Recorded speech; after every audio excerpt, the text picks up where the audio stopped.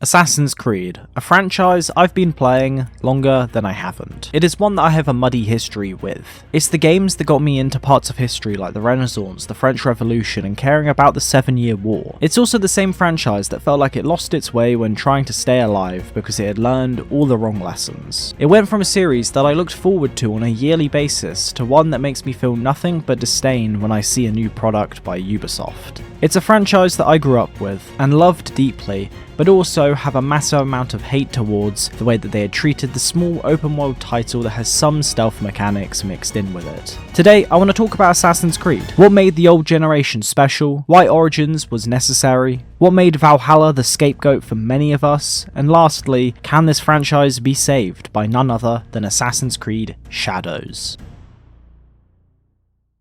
Just before we jump into it though, make sure to hit the subscribe button if you like long form content about games and topics within gaming. If you want to support the channel directly, make sure to hit the join button. It's 99p a month and it gives you access to specific streams that are prior ones and as well ones that are unique just for members. And if you want to see content early, check out the Patreon down below. Lastly though, if you do want to join a community of people who love talking about games and just enjoy anything and everything, then make sure to check out the Discord down below. We have a monthly game club and currently this month is GTA 5. So come on by, but now let's talk about the state of this franchise.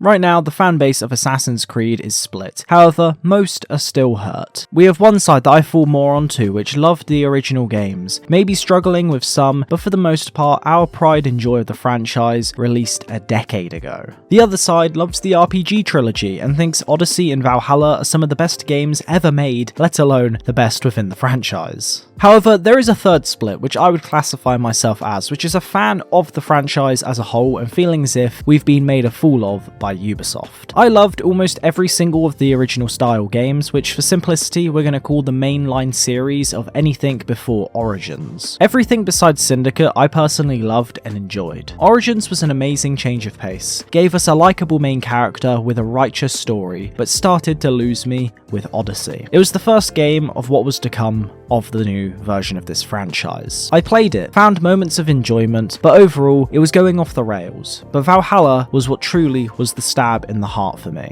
I found myself hyped for this game, the marketing was incredible, Ubisoft excel at exactly that. We were going to England, being able to roam as a Viking who apparently still was going to be rooted within the franchise. It was the game that was going to bring back social stealth, and most importantly, Ubi learnt their lesson from their mistakes. This time around, we weren't going to be getting XP boosters or anything like it. Then the game came out. For the first 30 hours, I was having a decent time, but on multiple occasions, I found myself thinking, when is this going to end? Mix a bloated game that's attempt of side content is nothing more than random encounters from RDR2 or The Witcher 3, plus the added sprinkle of every character you meet that you're meant to care about are insufferable, make this game a trek to get through. Oh yeah, and that social stealth and XP boosters that I mentioned, well, it turns out they didn't really care. Social stealth was brought back, but it was completely useless, and after a month of praise for not having the boosters in the game, they decided to add them back in. All of this resulted in the most profitable Assassin's Creed that polarized the fanbase and made many of us question Ubisoft forever. Now with that taken into account, I've made a full deep dive about Mirage, so if you want my full thoughts about that, make sure to go check out the critique, but for a quick rundown, I think the game was fun to play. It did a lot right, but it also did a lot wrong and half-assed a lot of it. The phrase that I used specifically about that game and Ubisoft generally now is that they don't understand why people loved their old games and why people love many of the games that they take inspiration from. So let's talk about exactly that. Assassin's Creed 2 was the first ever AC title I played. My friend, who funnily enough is the reason why my channel is called Exiled, brought it over for me to check out. How I started playing this game and deep diving into the specifics about this game doesn't really matter, as I've made an entire other video about this. This video may mention many other videos, so I'm sorry about that, but I don't want to waste loads of time. So make sure to go check out my video about AC2 if you are interested. The reason though that I'm mentioning this game in particular was that it was the root of what was my AC experience. I found myself myself in love with the not-so-stealth system, running across the rooftops of Florence, the way that cities felt and the vibe of the game, but most importantly, the Ezio collection as a whole was one of the reasons I wanted to visit Rome, where I ended up getting a Templar ring and dagger just because it was cool and it was there. What made this game special is that it was able to connect so many amazing things together to create the experience we got, but it also was a game that redefined a generation's worth of open world titles, for better or for worse. Brotherhood and Revelations doubled down on the second game and what it did well, and was able to supersede it in many people's eyes. Again, these games tapped into what people loved about the first and second game, but what exactly was that? We love Ezio as a character, we loved the environment, the time in history, the parkour, the side characters, the theme, but also the groundwork it was setting. This is something that every single one of these games has been able to do for the most part. When the third game came out, it was received pretty badly, mainly for one reason, and that was Connor as a main character. However, over the years, people have come around to him. When I was playing it when I was younger, I would wake up an hour before school just so I could play for a little bit more. However, the reason that most didn't like this character, especially at the beginning, was due to this idea of him being boring and just whiny. However, after years of people being able to look back on it and finally mature and realise that maybe for a guy who had his entire life ripped out from underneath him, as a teenager, has his entire tribe burnt down, his mother die, all by his father's hand, all these sorts of things, maybe you would be a little bit, angry, especially when you talk your own language and you're now having to learn another. Maybe that's why he was angry and fairly quiet and what people would class as reserved and boring, just maybe. But again, the setting of the game was interesting, the story was interesting, the characters that we had were interesting. It brought to us one of the most loved villains of all time within this entire franchise, and one of the most loved characters with Haytham Kenway. We saw the same with Black Flag, with Unity. Even given the state of the game on launch, it still was one of the best and well-rounded games in this entire franchise to date that you can play, and it still graphically holds up today. Rogue is possibly one of the most memorable stories for me personally. I love the way that we were able to play as a Templar and get to see it from their perspective, as I do like to have villains humanized a bit. It's why people love shows like Breaking Bad and Game of Thrones, because you still have villains, but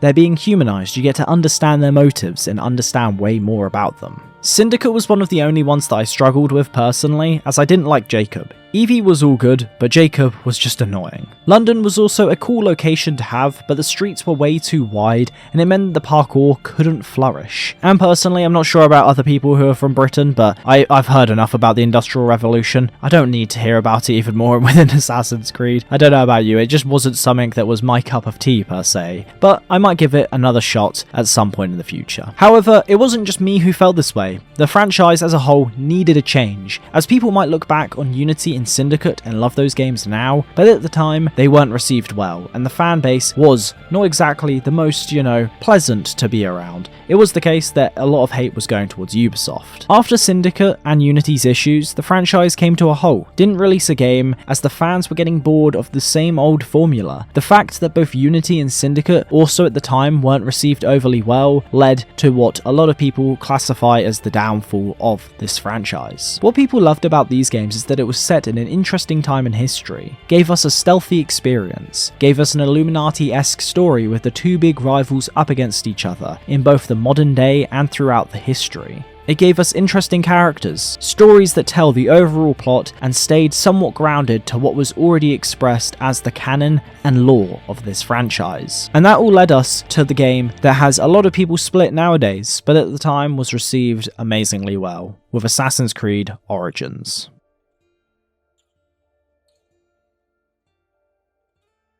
This game had to happen. The state of the franchise was abysmal. This was probably the fan base at its worst as a collective. We didn't have the rift that we have today, where some people still loved it and some didn't. We had that love for the franchise, but fundamentally, most people were done with the way it was being done before. I remember the hype building up for this game, and it was truly amazing, and the game was set to be the game for this franchise. If anything, I would argue, to this day, it's one of the best in the whole franchise. It's a game that deserved a sequel, but it also was a massive change up to the way that we were used to in the previous titles. This was the introduction to what many class as the worst period of this franchise, the RPG trilogy. We had a full-on skill tree, we had mass amounts of loot, we had loads of side content, including some decent side quests, and we also had a longer than average story that also held up pretty well. We had so much added to what was already working previously. We saw with this game a new system to skills that gave us a full blend of old and new,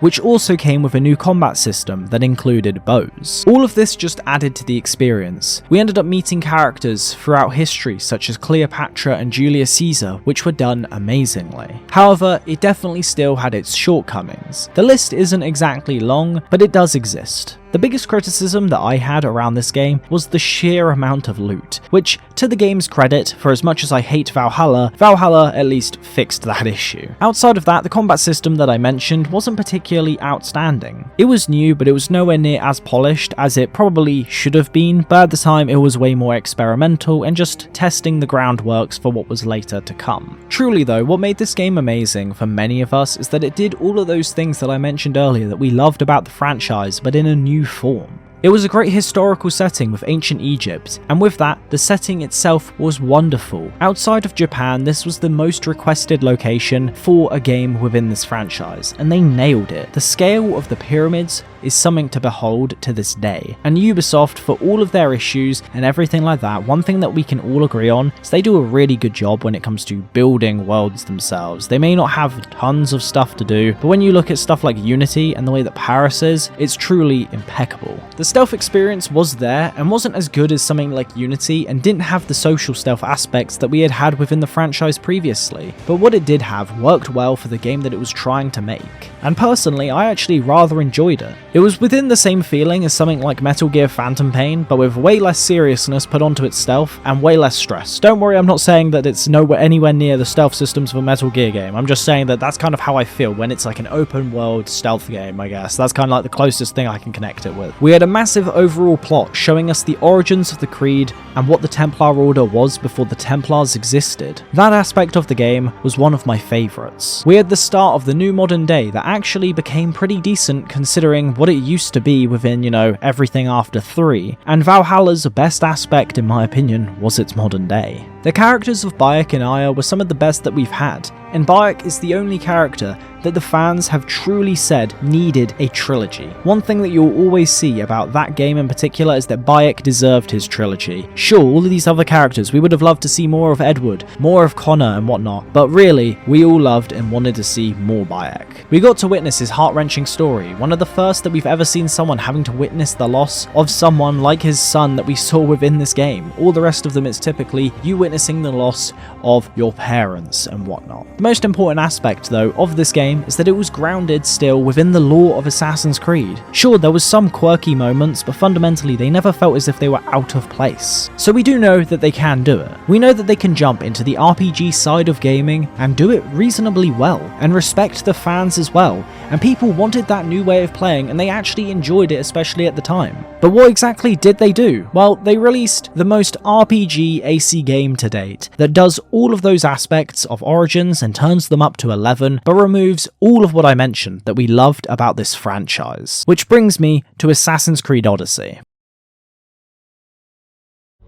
All the same flaws were there from Origins, even things like the loot. The looting system got even worse in this game. It was as if the game wanted you to have a new bow every couple of minutes. But then this game starts to add way more to its list of flaws. They decided to go back further in history and effectively make Assassin's Creed Origins no longer the origin of the Creed. They're trying to make it out as if it's like, it's the origin of the Order and stuff, but it's just like so all over the place. You have DLC that contradicts the idea of the Creed even existing, and all that. It's just so all over the place, and it made it so just demoralizing to care about the origin story at all. It's a really cool time in history to be setting the game, but the map was so massive that the novelty of walking around this map or riding around the map wears off incredibly quickly. And when I say that, I mean as in you're going to spend about 10 minutes of your life auto-sprinting to the next location that on the map looks like it's probably only like 2 minutes away, but really your auto horse will take you there after however long it has to take, because the game is not interesting enough for you to care about doing anything else outside of just going to the next location. Cassandra as well, as the main character, is an absolute lunatic who can't choose what emotion she wants to portray at any given genuine moment. You can choose the voice line that sounds completely normal, insane, like, "Oh, is that my bow over there?" And it comes out completely psycho. Like, what? Why is this happening? Why is this the case? Like, I just wanted to ask, like, "Oh, is that my bow over there?" And instead she just sounds like she's just deciding to go up and fight someone. It just makes no sense. And with that, the game brought around dialogue options, which personally I wasn't a fan of because they just didn't do it right. They don't know how to do the perfect blend of having what is meant to be a as close to possible clean slate character, still has loads of dialogue options, and it just felt like they couldn't get the blend perfect. The biggest issue though around the game itself is taking itself out of the world of Assassin's Creed and putting it into something else. The game really delved into the fantastical elements and started to really bring itself away from what the games have been prior. Like, why am I fighting a Minotaur? I don't understand how this fits into the world that was previously existing as a race full of slaves who then, rose up and then escaped the Eden and all this stuff. Like, I don't understand how all of this then gets turned into, oh, now Greek gods exist, Norse god exists, Egyptians, all that. Like, I don't understand, like, even at least with Origins, the, like, over-the-top side of it was put into a DLC for the most part. I don't understand why it was rammed into, like, this game and being like, oh yeah, you're now fighting a Minotaur in a cave. Like, why? One of the best parts of this game, in my opinion, is its skill tree. It's actually pretty decent. I really like it personally, but again, every single part of what makes a great Assassin's Creed game is lacking within this title, which now brings me to Assassin's Creed Valhalla. What can I say about it? I guess there's a few positives I could start with. Firstly, the game is graphically stunning. It's one of the best looking, if not the best looking in the whole franchise. I think Odyssey is up there, but this game really takes it to another level with the lush colours that you get within England. It also had a better combat system than the previous two RPG games. It was more refined. As well as that, they fixed the looting issue and gave set armor pieces and set weapons. The final good point though as well that I'm going to give the game before I start talking about the negatives is that the modern day was actually really good. I really enjoyed it personally. It was very small, didn't take up too much time. You could immediately go back into it, but if you were interested in learning more, you could dive deeper into the computer and so on. It's probably the best we've seen since Assassin's Creed 3. Now though, let's talk about the rest of the game and how it is completely awful, and I don't say that lightly. The first and biggest issue of this game is the sheer size of it. I would be fine if this game was massive when it came to its content value. However, even in that regard, it absolutely sucks. The story is roughly 60 hours long and I played it for 70 and I didn't even finish the game. The amount of times I said to myself, I must be close to the end, so I'm going to keep going was insane. This game really capitalized on the sunk cost fallacy. The pacing of the bloated story as well is absolutely dreadful. The reason for this, in my opinion, is that there is many story sections that are actually quite decent. There's about 3 or 4 in the main story of all of like the 12 that you can do that are actually really good. However, they don't really feel connected to the main story or the main plot of the game. And the reason for this, in my opinion, is that this was side content. This was stuff that was meant to be side content and it was just rammed into the main story to have that number go up to the 60-hour mark so that it was something that could then compete with a Witcher 3 or an RDR2. The main story as well though was just awful. It wasn't good. I've never played a game that has so many main characters that are supposed to be likable but are simply insufferable. Like everyone, including Eivor, he's just annoying. They don't think before doing anything and they are permanently enraged. From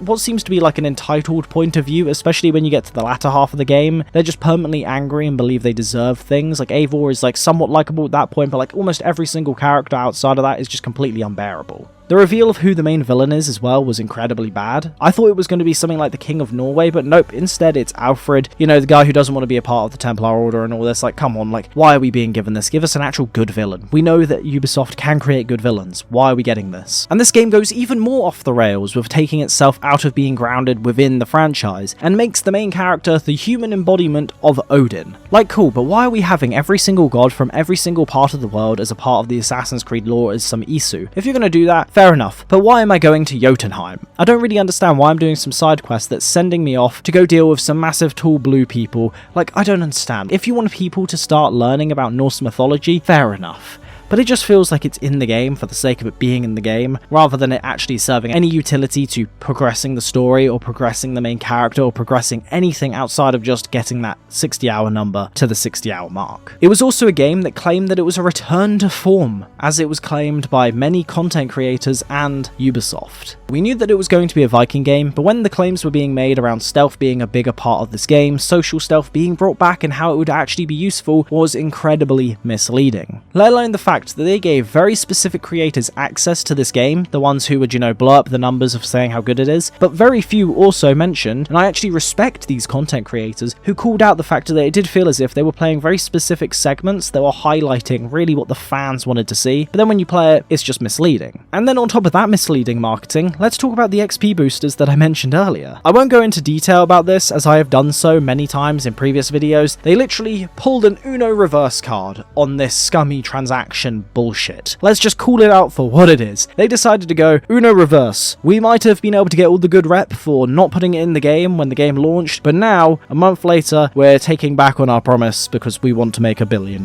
Then we had the setting and time setting, which both came out really bland. England isn't the most insanely good-looking country, especially in many parts of history. It isn't amazing. However, the history that we have is pretty cool. But again, they just failed to live up to that standard. Nothing felt like it was done with a full push and desire to ground people in the time setting that it was a part of. They struggled to put together what is the concoction of making a good Assassin's Creed title. Instead, they put this game in the bin. It may have made the money, I don't care about that, but objectively, it is not an amazing game. People who try to claim it is, I'm sorry, but there's so much things that are wrong with it, I can't give it any benefit. All in all, Valhalla and Odyssey both spat on the fan base. The people who loved those previous games, and the reason this is important is that the community of these games is the reason these games have existed for as long as they have, and it grew off of this. They even started to do things that were for the fans with something like Origins, but then they just decided to go, well, we've got you in the door now, we're now just gonna rinse you for everything you've got. And it ended up causing this split within the fan base of one side who don't really care about the quality of the game and whether or not it's actually caring about the substance of the lore. Instead, they want something that has sheer quantity but zero depth.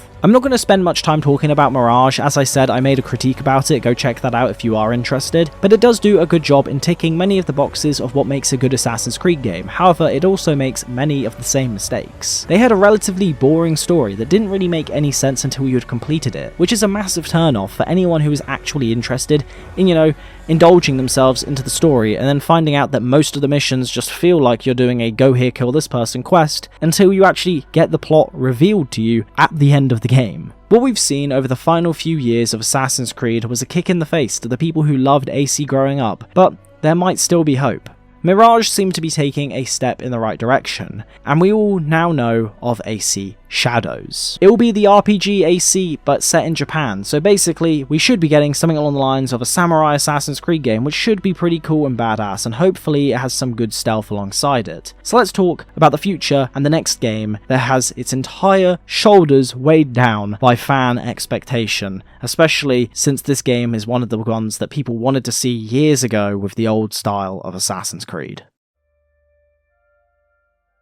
Now this little bit of the recording is being thrown in the middle of the actual script, or at least near the end of it, and in the middle of me actually scripting it and having, put it into the editing software. Now I've just watched, as the time of making the video, the AC trailer has just dropped for AC Red, aka Shadows, and honestly, I've got to say that it definitely does look interesting. I'm not going to hype myself up about it or anything like that. I've had that too many times with Assassin's Creed at this point, where you get hyped up for something and then it's not as it seems. Not everything is how it should be on the surface. So I'm not going to get myself too hyped just yet for anything in particular. I'm going to wait till the game comes out, try it out myself, and then give my thoughts, and I'll let you know on the channel as well. One thing that I have to note that I actually do think is a really nice thing to see is the return to a more modernized setting. Now obviously when I say that, I don't mean modern as in how we are used to the word modern in, being modern day sort of thing. What I'm on about is that it's actually got, rifles and that sort of thing. They're actually going to blend between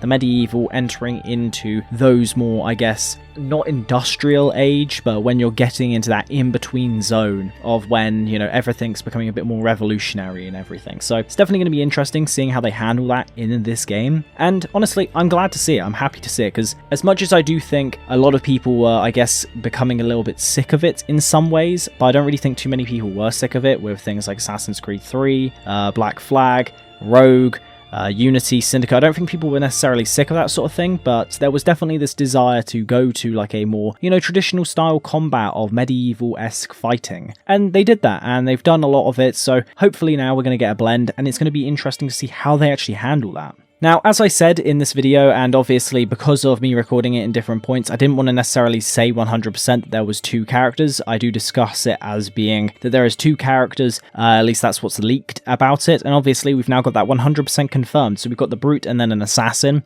both work for the Creed, but it is the case that, yeah, again, I'll be interested, and this is kind of the only word I can use for it, is interested, to see how they handle that, because it does feel in a way that they're attempting to please both sides of the fan base, so the people who are into the RPG, more brute style that you got within Odyssey and Valhalla, and then also the Assassin's fans, you know, the actual people who love Assassin's Creed and the lore and being stealthy and whatnot, so they're kind of trying to please both fans. It'll be interesting to see what they do. I'm going to go into this game with a little bit of a different scope of what I did with Odyssey and Valhalla, and I do plan to replay both of those games to see if I do have the same feelings as I used to about them, as I say later on in this recording, but it is the case that I'm hoping to enjoy this game, and when it comes to it, I'm going to go into this game in particular more with this idea, knowing that one is going to be more stealthy, one is going to be more action focused, and kind of see what really both of them play like, because I wouldn't be surprised if there's been more of a focus in making the Brute more of a, not main focus necessarily, like the main character that you're going to be playing as the majority of cases, but more of the combat is going to be centered around brute-esque fighting instead of stealthiness. But again, we'll see when the game comes out. But that is my general overview and my thoughts on the game that we've seen when it comes to the trailer. And like I said, I will talk about this more in depth once the game comes out. I'll do a big critique for it. And then on top of that, if you want to see my thoughts about the trailer or anything like that, I'm going to make a video on the second channel as well, discussing that soon. Now, there is a few things that I am hoping for when it comes to this game. The first thing is that the protagonists, I do hope, get some form of actual personality, instead of having the weird mold of trying to have their cake and eat it too, with loads of lines of dialogue and tons of branching options, but never actually giving a good performance. I would also like to see a focus on stealth gameplay, as I'm worried about that massively. Even though they want to set it up as an RPG that's going to be all gory and have more mechanics around it, with the focus being heavily on the combat, like they've said, where the combat system is being a little bit overhauled to make it a bit better and more gory than Valhalla. It makes sense for the time setting that they're going for, but fundamentally, please give us some proper form of stealth that actually makes an impact on the playthrough. You could make an RPG Assassin's Creed game that makes it an actual good thing to be stealthy, but also a way to play that isn't stealthy, so you can please both with an RPG game. I don't understand why Ubisoft struggle to understand this. And we also know that hideouts are coming back to this game, and I hope to see them being done right. I don't want them to be something that we just don't care about. It's just there for a load of NPCs to walk around and do nothing, like Valhalla. I want it to be something of substance. I want it to actually be a good homestead instead of just being there for the sake of RPG mechanic need to have place that we build. I don't really want that. I want something that actually gives us some form of substance. But really, the main thing that I truly care about seeing is an Assassin's Creed focused story. Stop with all the other stuff for just 2 minutes. Give us something similar to Origins, where you can tell multiple stories at the same time, instead of treating all of it that was previously Assassin's Creed as if it doesn't matter. You don't have to treat the assassins as fan service like you did within Valhalla and like you did within Odyssey. You can do both. Origins was proof of this concept. I don't get why they're so scared of doing it.